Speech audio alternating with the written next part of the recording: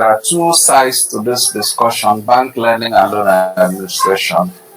Um, all of us realize that banks perform two primary functions.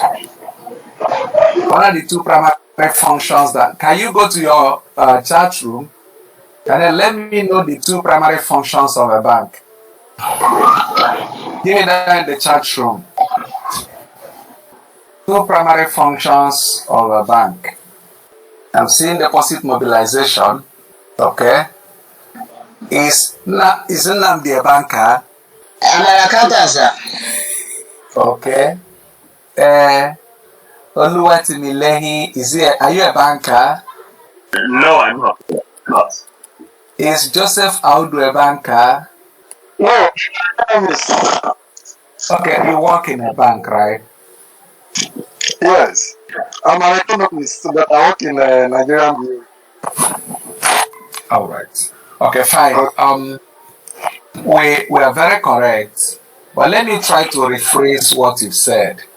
I would rather say that the two primary functions of but that is the same thing we said, but I'll say it in a different way. Giving credit and receiving credit. Do you think I'm right? You can go ahead and unmute yourself. Everybody unmute yourself. We are too few. Just check your background. We are too few to worry about noise. Kindly unmute yourself. I want this class as interactive as possible. Unmute yourself. Just control the background noise. Okay. Unmute yourself because I want to be hearing you talk. Except it is obvious you cannot control your background noise and you leave it. But if you can, I like us to just discuss. Alright. We said obviously that banks do two things majorly. And that is as you have on the screen, banks give credit and banks receive what? Credit. The banks are not worried about receiving credit, are they? Because there's no risk in receiving credit. If you walk into the banking hall and you want to deposit anything, just bring it in. All they'll just do is to mobilize counters with counting machine, and then the thing is done and it's recorded. But if you want to take out money from the bank,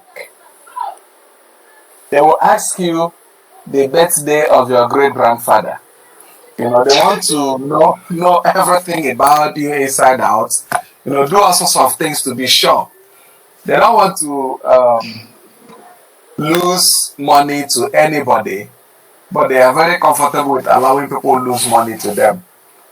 So that is it. So in the area of receiving credit, banks run different types of accounts, savings, current, deposits and all that.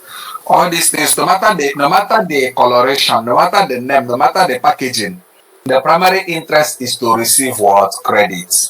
All the marketing in this world, all the things there is just to mobilize deposits, to mobilize credit.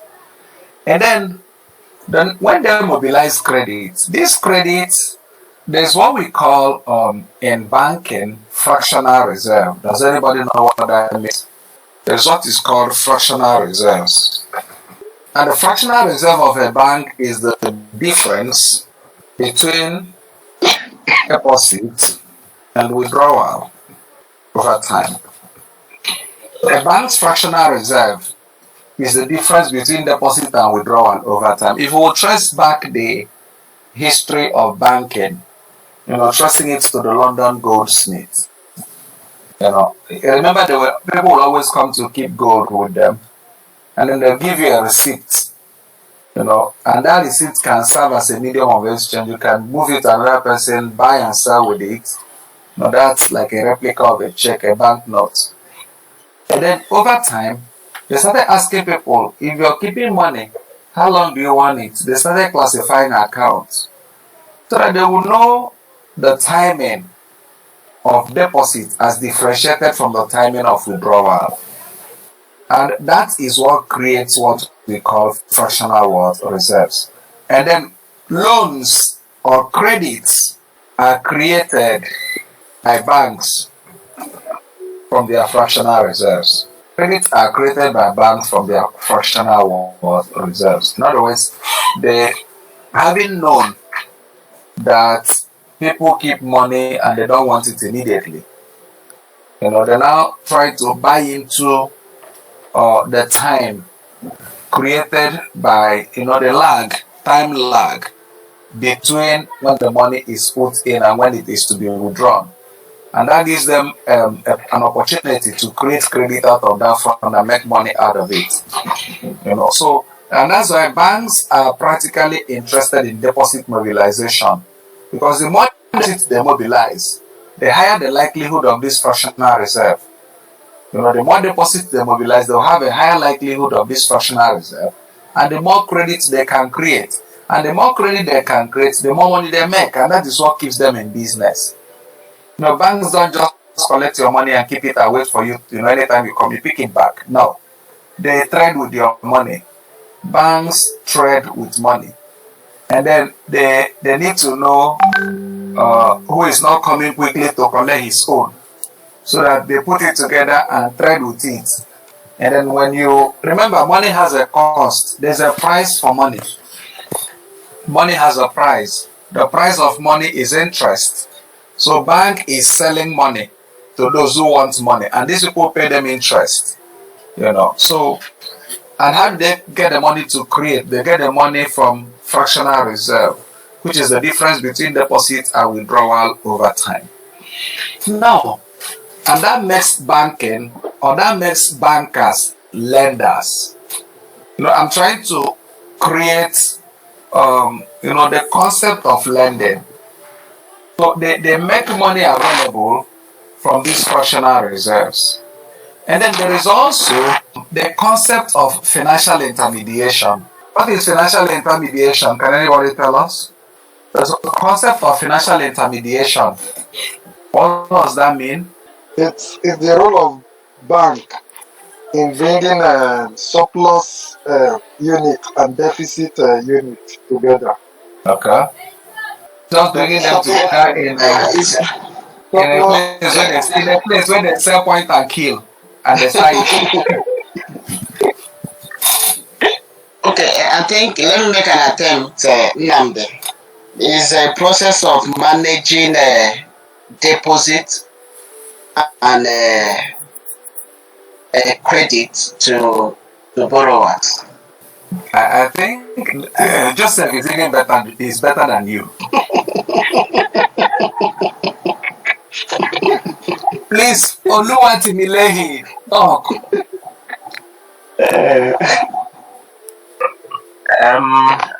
I believe it's the process of mobilizing credit from the surplus unit and mobilizing it for the use and availability of a deficit unit. Mm-hmm. I think it's something in line with what Joseph said more. Is that all? Now, if it is all, now that means there'll be problem everywhere. Because if it is just about mobilizing and giving to the other people, how about those people that they collected it from? Once they reorganize the return, once they organize the return of these funds upon maturity, Yes, it goes both ways, sir. It means financial intermediation is bidirectional. On one hand, they mobilize this fund, the deficit unit, and then upon maturity, they also by the deficit in any economy. Yes, sir. Okay, I hear you. Okay, I'll say that the degree of growth and development in any economy can be tied to the speed of financial intermediation. If let me talk from economic perspective, the economists call it capital accumulation and capital consumption. Who is the economist here? Joseph. Who is the economist here? Joseph. Hello? Hello, Joseph. Okay, Joseph. I think I said the economists call that capital accumulation fast.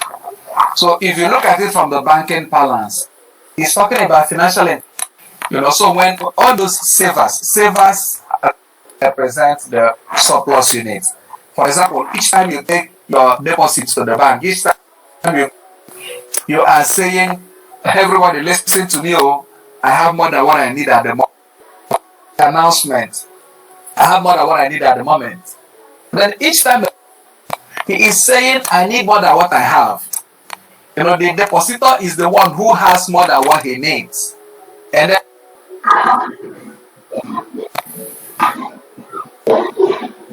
Hello, sir. You are breaking. We can't get you clearly. okay.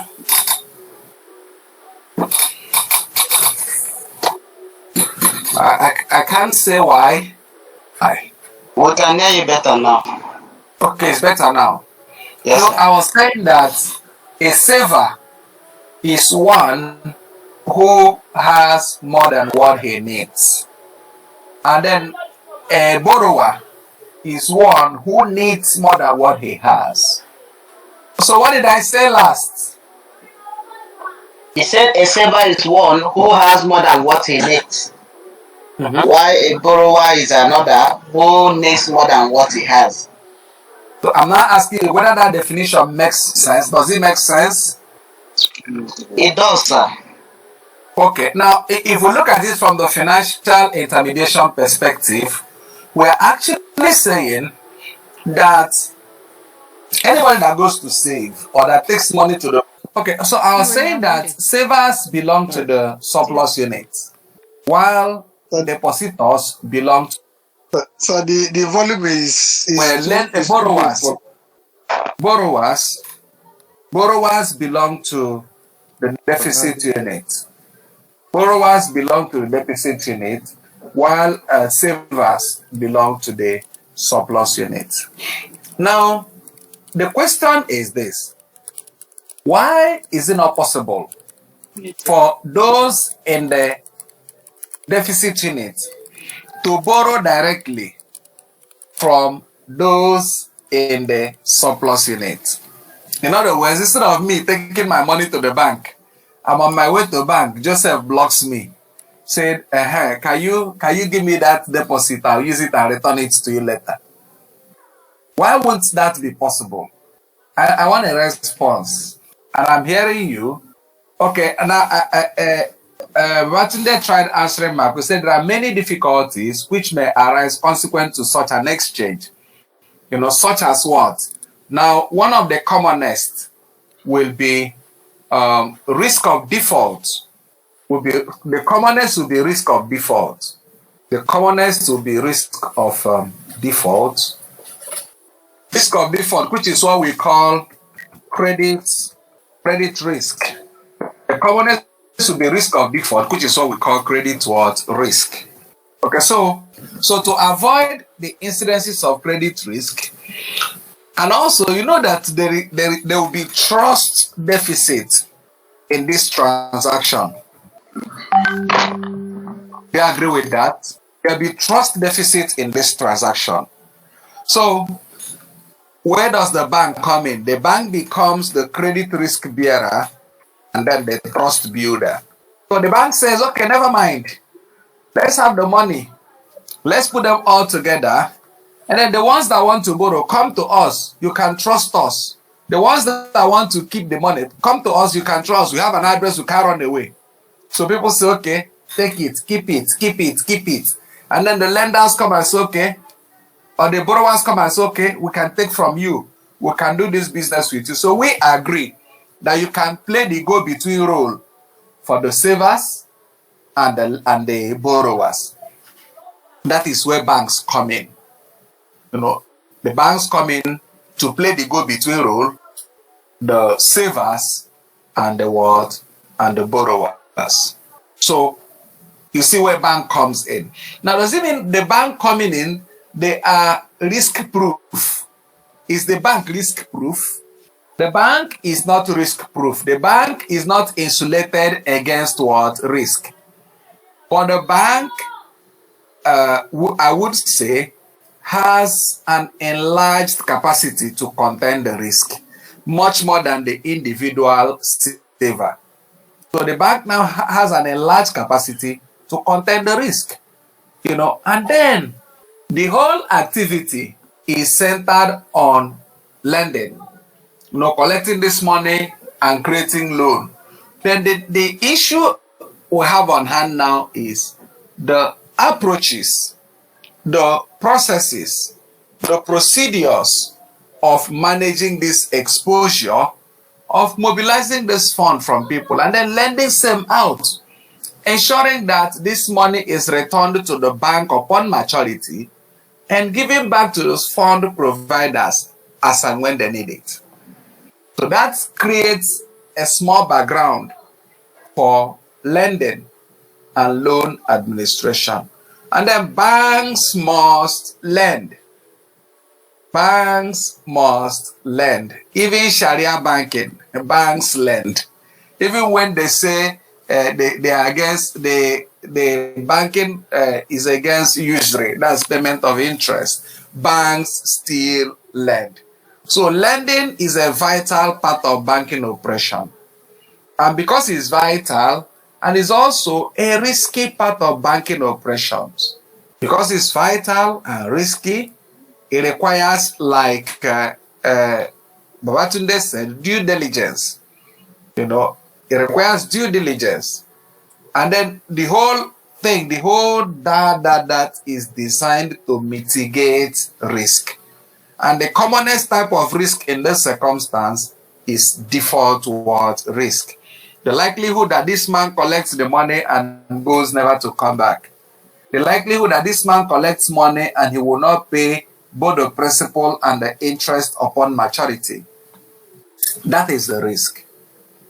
So what are we looking at? What is the course all about? The course is about exposing us to the practice and principles of lending and credit administration.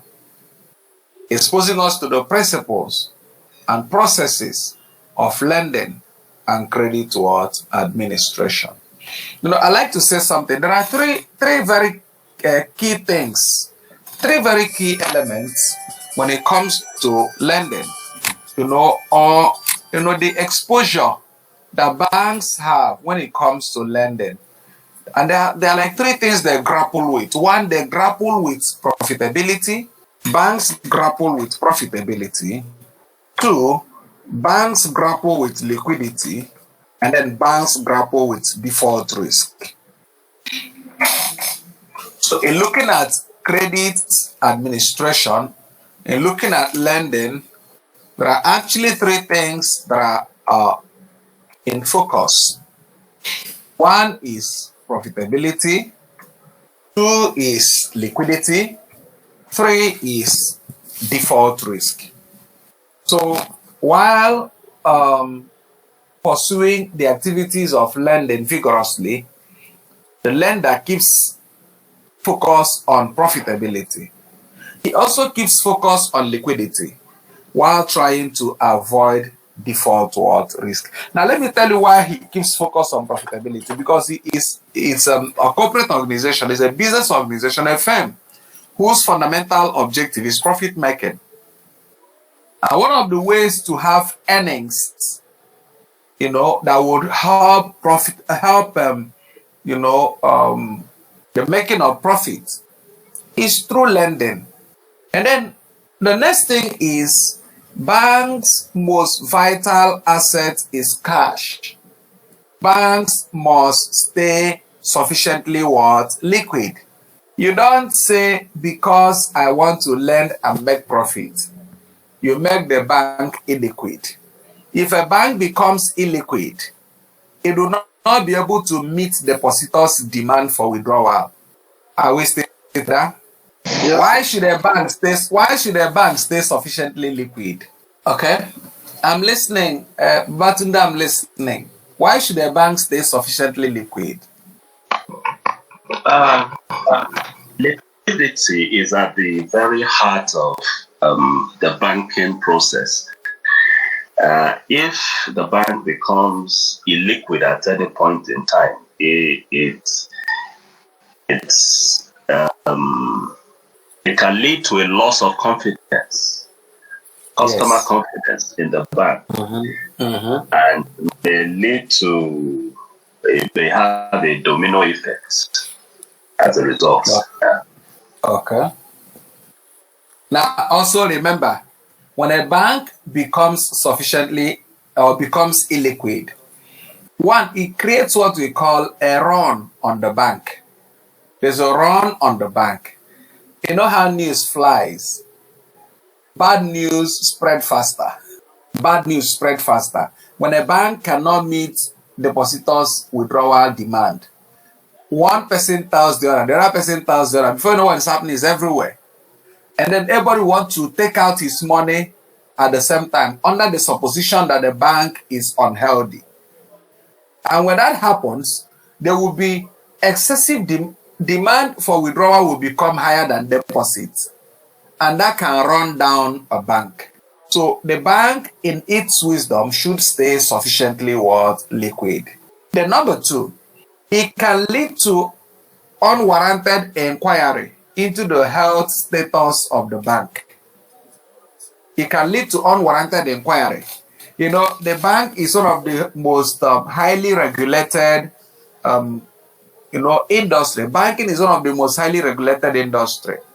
Apart from setting up a bank through the normal company registration process, you need a license to function as a bank.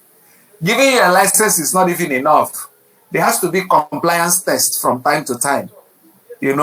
Examination from time to time to make sure that you are keeping to the rules of the game. There has to be check on your competency, check on so many things. Banks are highly regulated.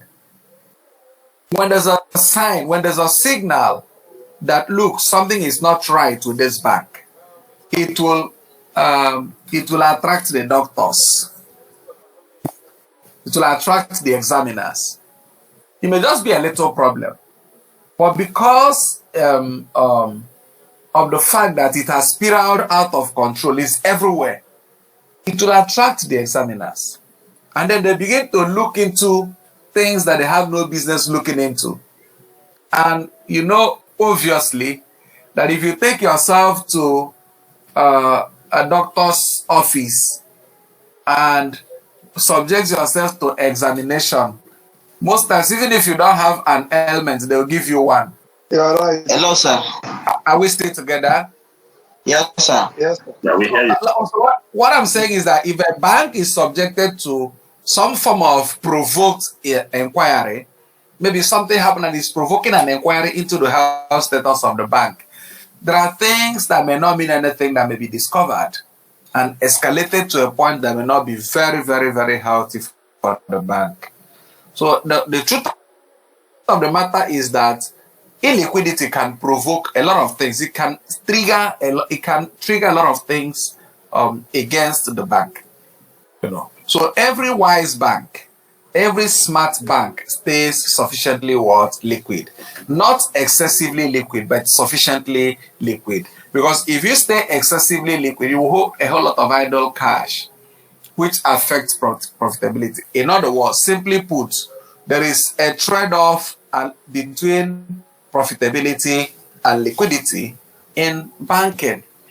A trade-off between profitability and liquidity. In other words, if you choose to stay adequately liquid, you may have made a choice to be less profitable. If you choose to stay excessively profitable, it may just be an obvious choice to be less liquid. So, by regulation of lending policies and credit administration policies, there's always this desire to strike a balance between profitability and liquidity. On the other hand, also, there is this hydra-headed problem, which is default risk. Is a problem in lending. The banker lends with the expectation that this man borrows and pays back up as and when due. But most often, people don't do what you expect, but they do what you inspect. So it doesn't matter how gentlemanly the man may look walking into the banking hall coming to ask for loan. The default position of every bank should be this man has come to borrow and not pay. No, the best position is to see the man as a bad guy. If you don't see the man as a bad guy, you are actually going to overlook some things that may land you into problem as a loan officer or as a credit administrator. That's why you must do the proper documentation. You must ensure the adequacy of the collateral. You must ensure that everything is done as though the man would not pay. But it has to be adequate. It has to be perfected. It has to have clean title.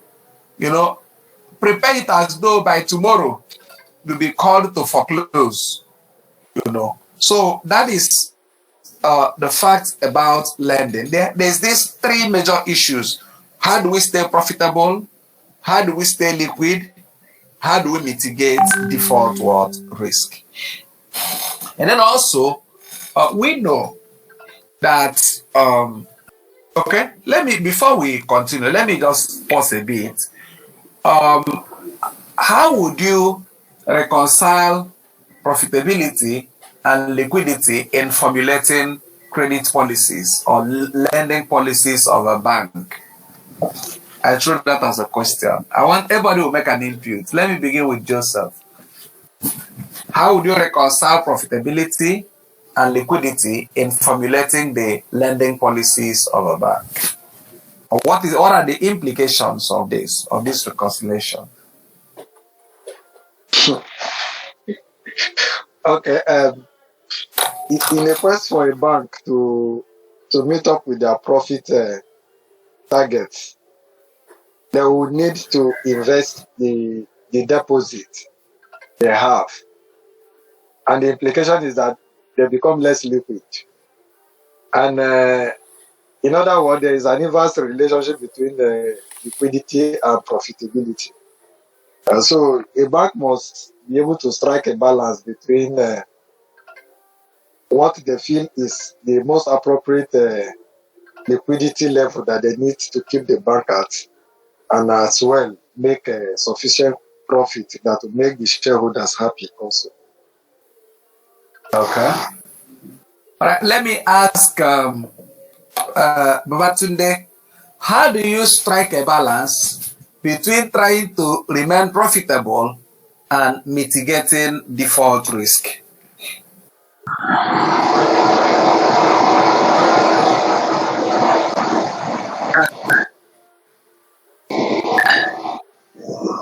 That's a different question.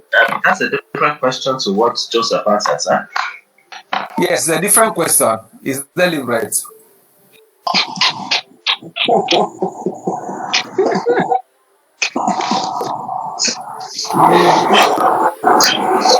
Were you expecting the same question with Joseph?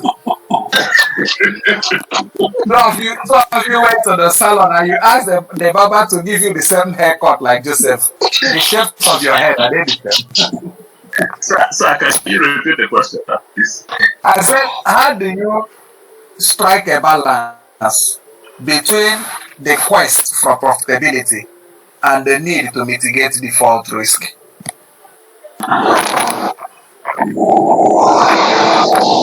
What I can readily say is that the company or the bank has to profitability should not overshadow discretion. They should not be indiscretionary. Pursuing profit mindlessly. Some banks do that. Sometimes they lend in order to outcompete others. They don't do proper credit administration. They just want to outcompete other banks. So they just start throwing loans about. They just lend, because there's money to be lent. So in the light of that pursuit of profitability was done in a most indiscretionary manner. So the banks must strike a balance between lending, pursuit of profitability, and then looking at the risk content of these credit exposures. You must balance the desire for earning with the risk content of the credit what exposures. You must lend in a manner that allows you to take calculated risk, not mindless or uncalculated what risk. So, in other words, while you are lending with profit in mind, you must also know that there is something that is standing. There's a dragon by the side. If you don't take time, you can get attacked. You can get attacked. For example, we know very well that profitability brings returns, and we also know very well that risk stifles returns. We know that lending creates returns, and then we also know that risk stifles returns, which means the enemy of the returns that comes from lending is what? Risk. Risk is the enemy of the expected return. So how do you deal with that? So while you are lending, make sure you put the enemy in check. So while lending, you ensure that you put the enemy in what? Check. So that is how to strike a balance between liquidity and what? Between profitability and risk. Then I'm asking the third question, which you would go to Nnamdi. As banks lend, they stand a chance of having less funds to meet depositors' demand. How do you strike a balance between liquidity and the risk? Liquidity and the risk of not being able to meet maturing the withdrawal demands.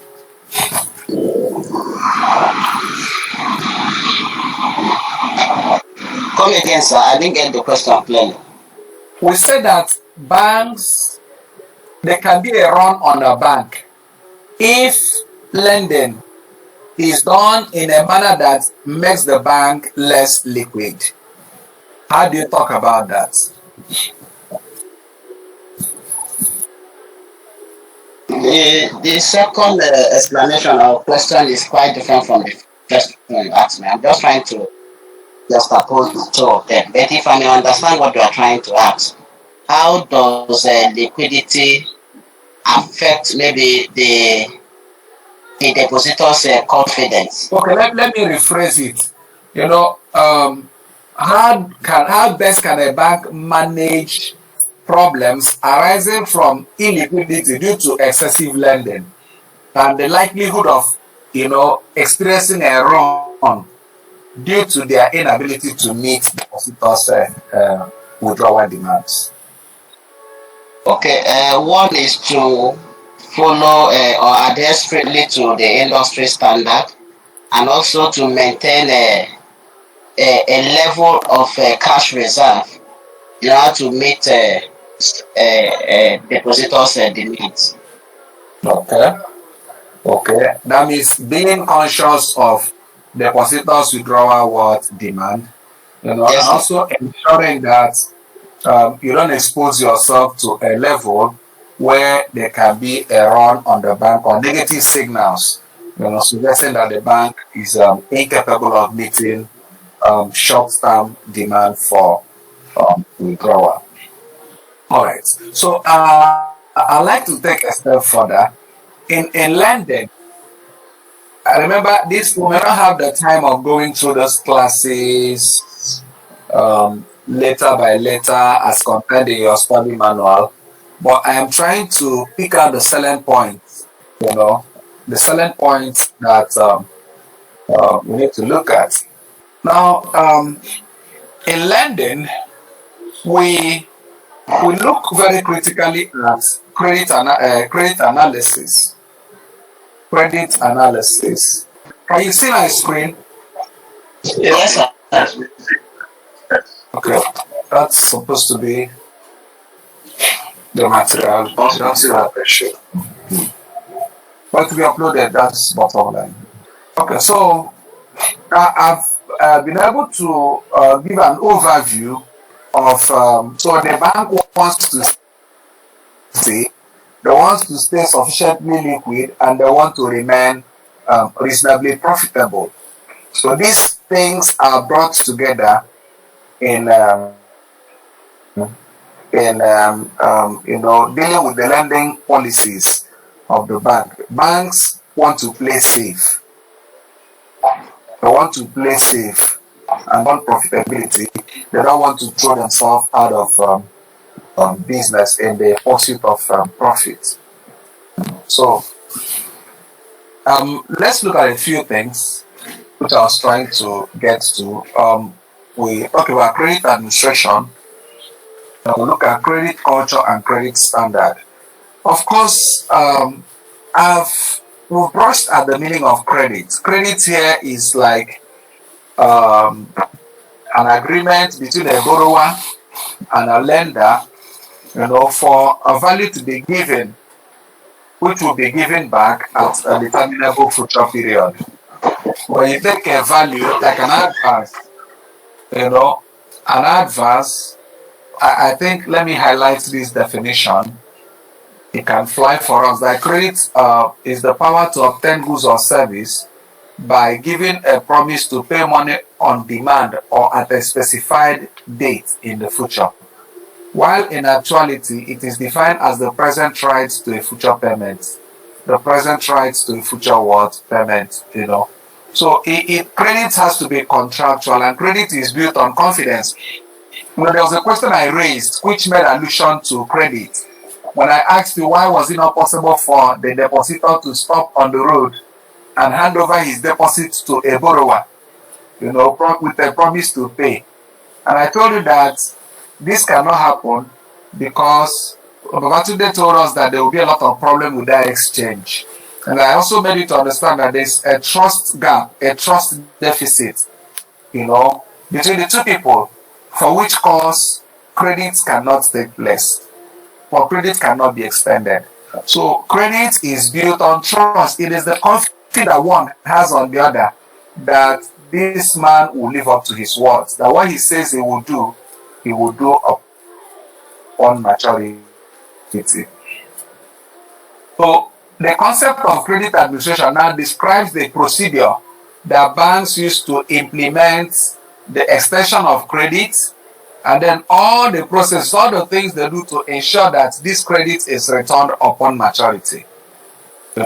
So banks are very, very, very careful with credit because they want to ensure that the money, the way it's given, is returned upon maturity. So administration borders on a policy, is a policy arrangement. It's made up of strategies, processes, procedures, all designed to ensure that there is a seamless operation, in extending credits and returning same. And then part of credit administration is the credit culture of the organization and the credit standard of the organization. So banks create credit culture, banks create credit standard. They create what should be a minimum acceptable procedures and processes whenever credit is to be extended. So generally speaking, we just see that in lending, credit is created. As you lend, you create credit. And then good credit administration come back as and when expected. A man asked a question. He was like, what's the best meal? He had a group of people. I was asking them, what's your best food? And they were surprised. Some said rice and stew, some said this, that. An elderly man, so to speak. And then they now asked the man, which one is your best meal? The man responded by saying that the best meal is the meal that was eaten when you were hungry. I don't know when I get what I'm saying. Do I still have your attention? Yes, sir. So that the best food is the one eaten when you are hungry. That even if you are served the best food. Hello? He's right. Even if you are served the best food and there is no hunger, you will not value the meal. So what is the Yes. best credit? What is the best credit? The best credit is the one that was extended and returned as and when due. It doesn't matter how small, it doesn't matter all the circumstances surrounding it. The bottom line is that when the credit matured, the man that took the money gingerly or quietly returned it. So that is the best credit. So credit administration is all about devising policies, strategies, methods to ensure that the whole activity of extending credit and having it back upon maturity is seamless, and then helps the bank to achieve its target so that the bank doesn't get disadvantaged in extending credit, and also help the customer to meet his objective too. Credit administration ensures that. For example, it will be very careless of banks to just lend so as to rip off the customers or make them worse off. But I think the intention of banks is to lend to the customers so that at the end of the customers' objectives are achieved, and then the bank's objective is also achieved. So the parties are happy at the end of the day. And that is why when they are lending, they ask you, what are you borrowing for? So as to ensure that they are giving you adequate amounts. They want to know the purpose, whether the purpose can best be served by the amount of money you're asking for. These are the things, in credit analysis, it's not just banks trying to rip off the person coming to take credit from them. No.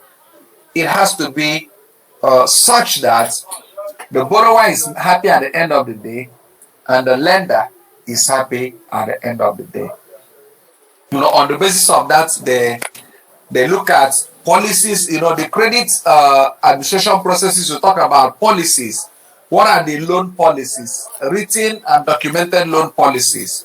What are the lending procedures? What's our credit culture? What's our credit standard? How are approvals communicated? What are the credit terms and conditions? And then how best is monitoring done? I think, I believe you're looking at this. See if I can make it full screen so that we can have a look at this. Let me just highlight this area. This is important to have establishing a written loan policy, elements, areas that are best covered by credit administration, especially as it has to do with their bank.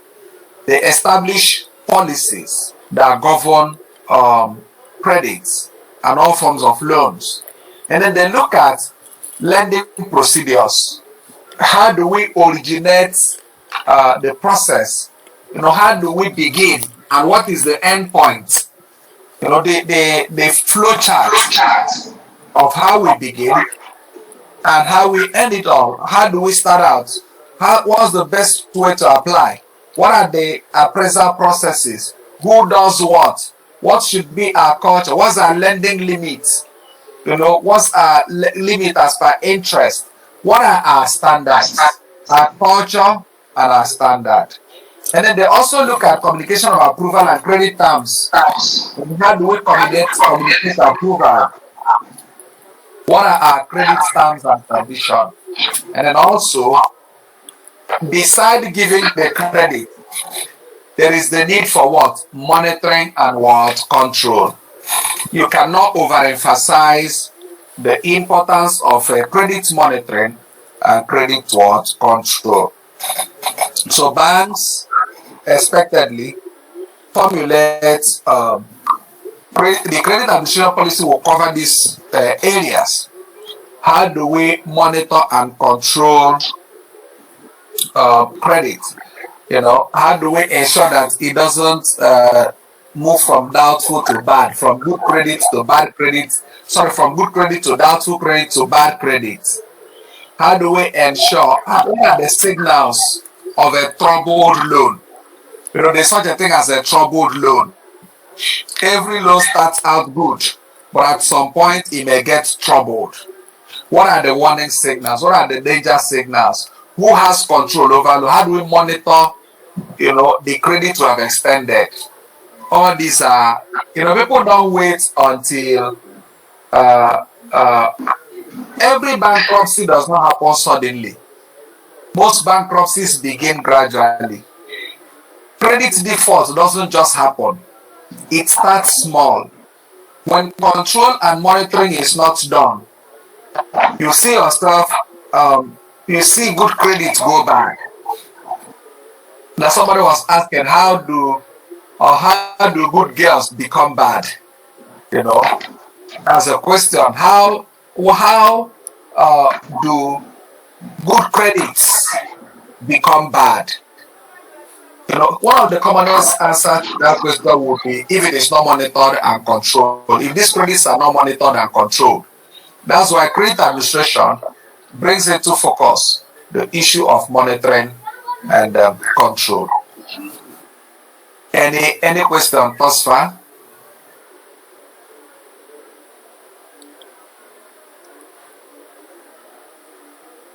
Any questions thus far?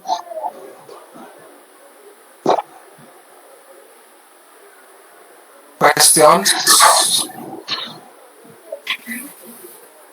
No questions, sir. All right. So, summarily, I think I've made an introduction to bank lending and loan administration. Whether or not I did a good job of it is for you to determine. But what I'm going to do tonight now is we're going to discontinue. When we come next, we'll move over to begin to look at bank credits. That's classifications of bank loan. And then from there, we can move over, we begin to make gradual routes into loan analysis and credit analysis. So I like to draw the curtain at this point, believing that we have started. This is by way of an introduction to the course. So, in the absence of questions, I'll say thank you for being a part of this class, and we'll have another contact maybe by next week. It's an exciting course. I think we'll very quickly and smartly cover the course content very quickly and smartly. Okay. All right. You are now muted. So thank you so much. Thank you, Babatunde. Thank you, Namdi. Thank you, Joseph.